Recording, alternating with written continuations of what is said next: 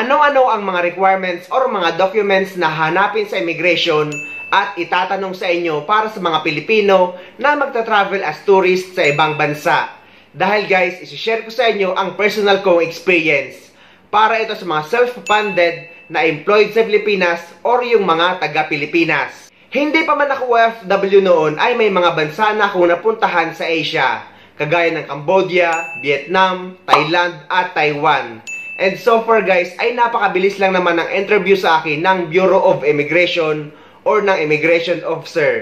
Basta guys, confident kayo sa pagsagot sa kanila at dapat kumpleto ang dala nyong dokumento. Madalas na sa Asia lang ako pumupunta guys dahil mabilis makaalis, mura at malapit lang. Yung Taiwan pala guys, yun yung OFW na ako dahil yun yung last year nung nagbakasyon ako sa Pilipinas galing dito sa Dubai. Nag-travel ako sa Taiwan as OFW traveler. So, ano nga ba ang hinanap sa akin at mga tinanong? Unang-una nyo palang gagawin guys, kapag harap nyo sa immigration officer, ay i-greet nyo ng good evening or good morning or good afternoon kung anong oras man kayo matapat sa kanila. At dapat confident kayo sabay abot ng passport nyo, ticket at ng inyong boarding pass. So, unahin muna natin yung mga tinanong sa akin. Una, kung ano yung gagawin ko sa ibang bansa. Pangalawa, kung ano yung trabaho ko. Pangatlo, kung saan ako tutuloy. Sa tutuloy naman guys, dapat kabisado nyo yung pangalan ng hotel at yung location. Dahil kapag hindi nyo alam yung pangalan ng hotel at pati yung location ng pupuntahan nyo or ng tutuluyan nyo, ay red flag yan. Meaning iba ang nag-book sa inyo at paghihinalaan ka na magko-cross country ka at magtatrabaho ka sa ibang bansa. So dapat guys, bago pa man kayo pumunta sa airport at humarap sa immigration officer, ay nakapag-research na kayo ng lugar na pupuntahan nyo. Gumawa ka din ng itinerary. Ito yung mga listahan ng mga lugar na pupuntahan mo to prove na magtuturist ka lang talaga or mamamasyal sa ibang bansa. Ito naman yung mga documents na hinanap sa akin ng immigration officer. Number 1, ang inyong valid passport, at least 6 months valid pa ito. Number 2, ang inyong round trip ticket. Required guys na may round trip ticket kayo, meaning ay balikan na ticket. Number 3, ang inyong boarding pass. Number 4, ang inyong confirmed hotel booking. Number 5, ang inyong e-travel departure card QR code. Dati kasi guys ay wala namang departure card online. Dahil yung maliit na papel pa rin ang pinipila pa noon nung nag-travel ako papunta sa Asia. Pero ngayon ay required na mag-register sa e-travel departure card kahit isa kang tourist. Dahil guys, para ito sa lahat ng mga Pilipino na lalabas sa Pilipinas papunta sa ibang bansa. Number 6, ang inyong certificate of employment to prove na may trabaho kayo. At dapat guys, ang nakalagay sa certificate of employment nyo is travel purposes. Paano ito gagawin or saan ito kukunin? I-request nyo sa inyong company or sa inyong HR. Financial capacity, kagaya ng bank statement to prove na kaya nyong isustain or suportahan or gastosan ang travel nyo. Pero guys, hindi naman ito hinahanap sa akin, pero sa mga naka-experience or sa mga latest na naka-experience na nakalabas sa Pilipinas at nag-travel sa ibang bansa, ay hinanapan sila ng bank statement. Pero nga, kagaya ng sinasabi ko, ay hindi naman ito madalas hinahanap, pero magpasiguro pa rin kayo guys dahil depende yan sa matatapat sa inyong immigration officer. At take note guys, kapag magta-travel kayo sa ibang bansa ay kailangan nyo magbayad ng travel tax. Employed man kayo sa Pilipinas o kaya naman vacationing OFW na magta-travel sa ibang bansa, required kayo magbayad ng travel tax. Dahil guys, kapag hindi kayo nagbayad ng travel tax at nag-check-in na kayo, ay pababalikin din kayo ng check-in counter staff.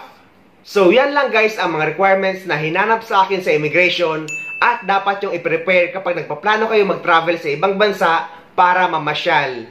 At dapat guys, yun nga gaya ng sabi ko ay dapat confident kayo sa pagsagot sa immigration at dapat lagi kayo naka-smile. Dahil kung legit naman yung travel nyo at kumpleto naman yung dokumento nyo, ay wala kayong dapat ipag-alala at hindi kayo dapat kabahan.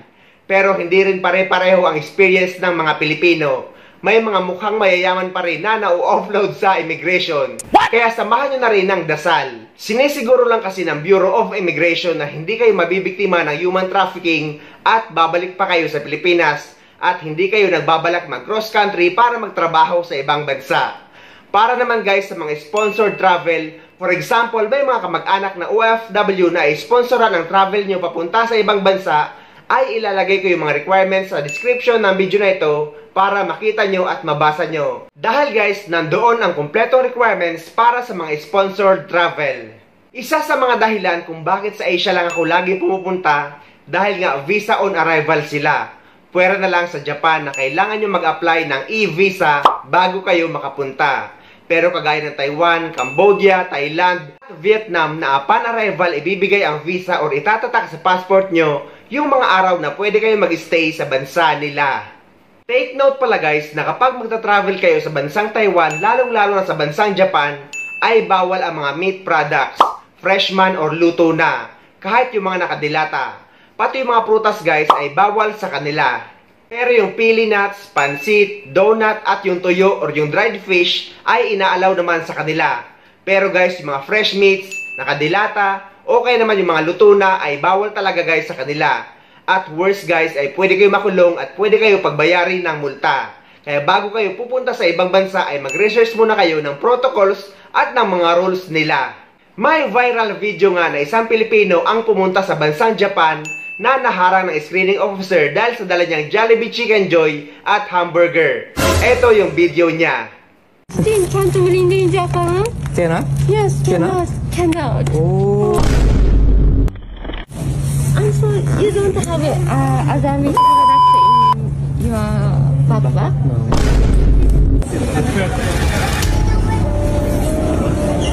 Guys, nahuli ako. Nahuli. May naamoy daw yung aso dun sa luggage. May naamoy daw yung aso. Antinik ng pag-amoy ng aso. Naamoy niya yung yung luggage ko. May kaduda-duda raw yung laman.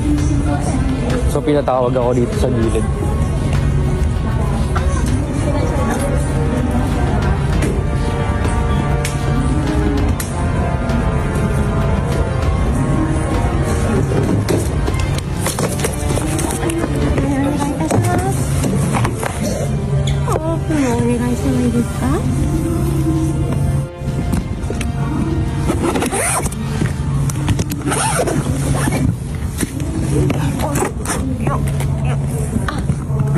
Sorry.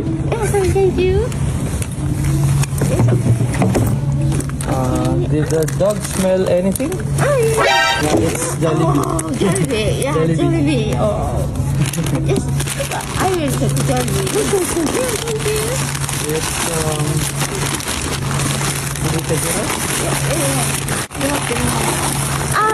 chicken. Baby. Chicken. Chicken. Chicken can't bring in Japan? Cannot? Yes, Cannot? Cannot. Oh. So slow. Yeah. Oh. Yeah. No. Just you don't need it? yeah, I don't need that. Okay. No chicken, no gravy. Yeah. I think so. This one also. It's the same thing. This is a burger. No. Burger, no. It's maybe beef or pork. Japanese, please. No. フィッシュバーガーだったら OK なんですけど、 Sorry? フィッシュバーガー、フィレオフィッシュ OK, but ハンバーガー no. Cannot. So Cannot bring chicken and hamburger inside. Can't bring in Japan. Cannot bring in Japan. So you can eat all in airplane. In airplane. Can eat in airplane but not inside Japan. Yes. Right. Okay, please be careful next time. After you don't need this. Yeah. So may I take this side, please? This is just clothes. Clothes. Okay. So you don't have other meat product in your backpack? No. Okay, just this animal. Please be careful next time. Alright. All meat product can bring in Japan. Okay, thank you. ありがとうございます。Can I take a picture of my...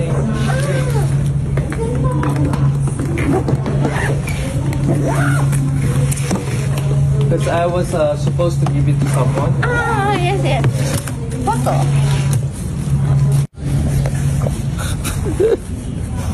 Yung Jollibee. Oo, yung Jollibee natin.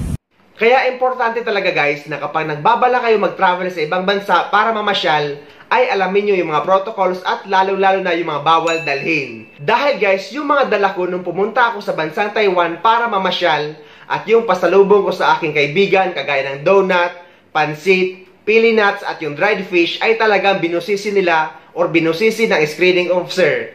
At so far naman guys, or sa kabutihang palad, ay inalaw naman nila ito.